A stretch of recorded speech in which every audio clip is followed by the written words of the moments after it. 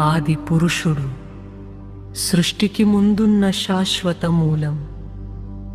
నారాయణుడు దివ్యక్రమంతో విశ్వాన్ని నిలుపుటకు. హరి ఆత్మల నుండి దుఃఖం మోహాన్ని తొలగించుటకు. పద్మనాభుడు, ఆయన నుండే సృష్టి జన్మించింది. అనంతుడు, అనంతానికి అంతం లేదని తెలియజేయుటకు. వాసుదేవుడు, మానవాళికి దివ్య జ్ఞానం ప్రసాదించుటకు. సనత్కుమారుడు, శాశ్వత జ్ఞానాన్ని బోధించుటకు.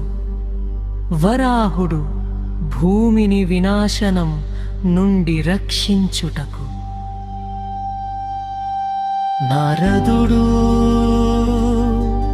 లోకాలన్నింటిలో భక్తిని జాగృతం చేయుటకు.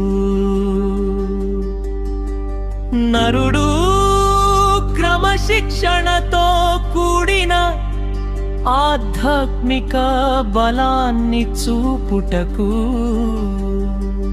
నారాయణ ఋషి, తపస్సు సమతుల్యత స్థాపించుటకు. కపిలుడు, మోక్షతత్వాన్ని వెల్లడించుటకు. దత్తాత్రేయుడు, ద్వైతానికి అతీతమైన ఏకత్వాన్ని బోధించుటకు.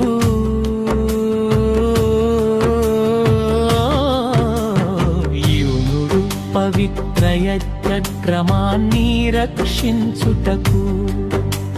వృషభుడు, విరక్తి సత్యాన్ని ప్రతిబింబించుటకు. పృథూ, భూమికి సంపదను పునరుద్ధరించుటకు. మత్స్యుడు, ప్రళయంలో కారాన్ని రక్షించుటకు. కూర్ముడు, సృష్టి మథనానికి ఆధారమవుటకు.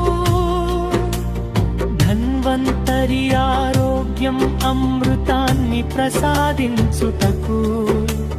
మోహిని, కృపతో ధర్మాన్ని కాపాడుటకు.